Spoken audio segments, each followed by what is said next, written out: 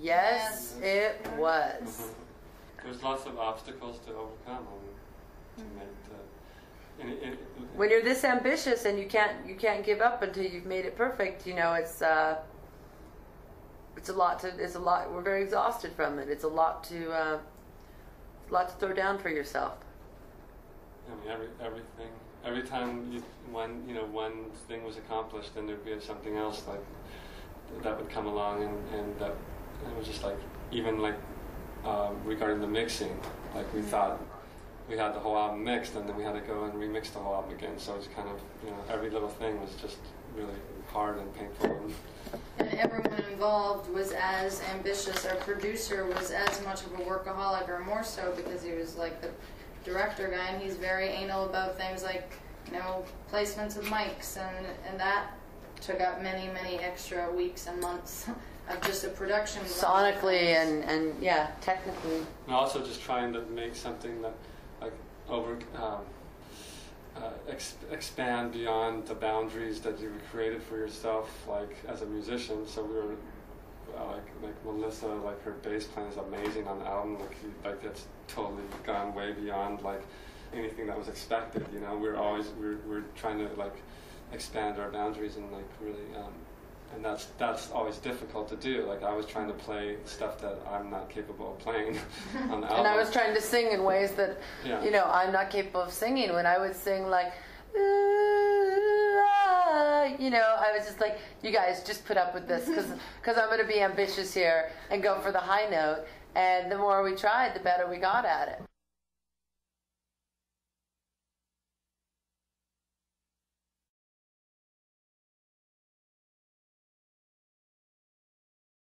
So much work. We all worked harder than we've ever worked in our lives. We worked with more efficient people, more equipment, more time, more money, everything to make the best finished product any of us have ever been involved with. For me personally, as a bass player and singer and collaborative songwriter, I went back to the basics of learning music beyond punk rock, beyond raw emotion, but craft, and having to learn the discipline and merging hedonistic creativity, spirituality with anal, hard work. And it took basically 9 months to write the songs, 9 months to record them. And it was a hard time, but we feel most grateful right now.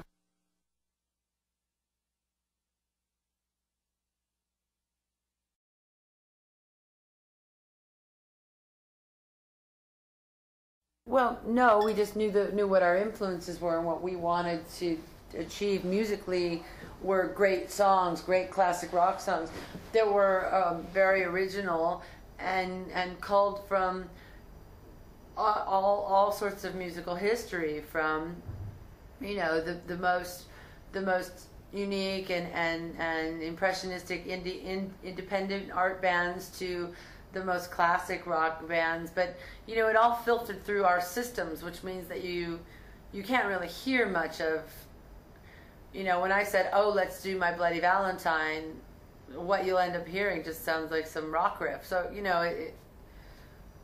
we used a lot of influences to build an original record. And there's a lot of almost conflicting polar opposite influences, everything from the more melodic like dreamscape of like ABBA or Fleetwood Mac, but then there's also Led Zeppelin or Jane's Addiction, or all scopes of the musical history without being schizophrenic.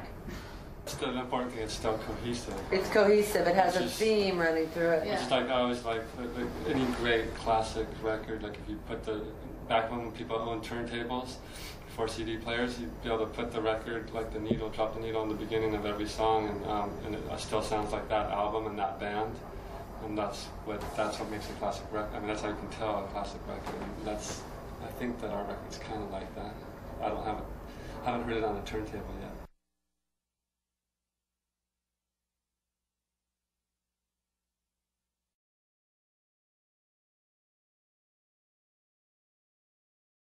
Eric did. I didn't have the I think Eric would have no hair right now and weigh 400 pounds or weigh 90 pounds if he had produced this record. No, I never thought of that because I think the intention was thought always of to make co-producing, and Eric kind of did co-produce. He's credited on the album with additional production. I mean, I picked up some of the slack, but they're like like I always wanted to get like an old school producer, like someone that was like, what the problem is nowadays, a lot of people have like engineer producers, which they're not trained in like the big picture, and that's I was interested in more working with someone that was trained in the big picture, like a Brian Eno type, or somebody that was like that comes in and like analyzes the songs and really gets down to details, and that's how like all those old classic albums, a lot of them were made. They weren't made with just engineer producers or just engineers, you know.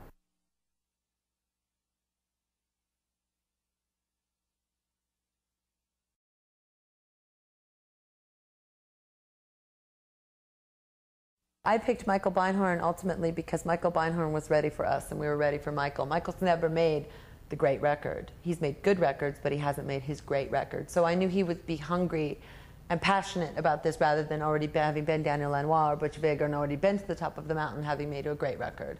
He hasn't made the great record.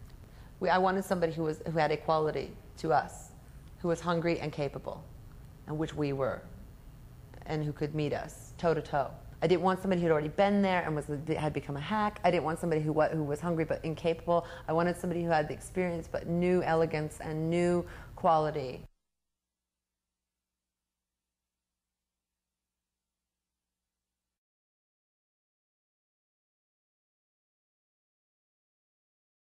Oh yeah, he brought a little sophistication into the picture, and also I wouldn't say. But we wanted to be delicate, and we knew how anyway. Yeah, I think we were pushing more for even more delicate. He's more Aussie than you would think. Yeah, he was pushing things to be more tough. Yeah, aggressive, which in the end became a balance, a good balance, because I think we would have gone too light, and so he we would have gone too light and regretted it. And so now there's a good balance because it's a little bit light, but it's still a little bit aggressive and where it needs to be in.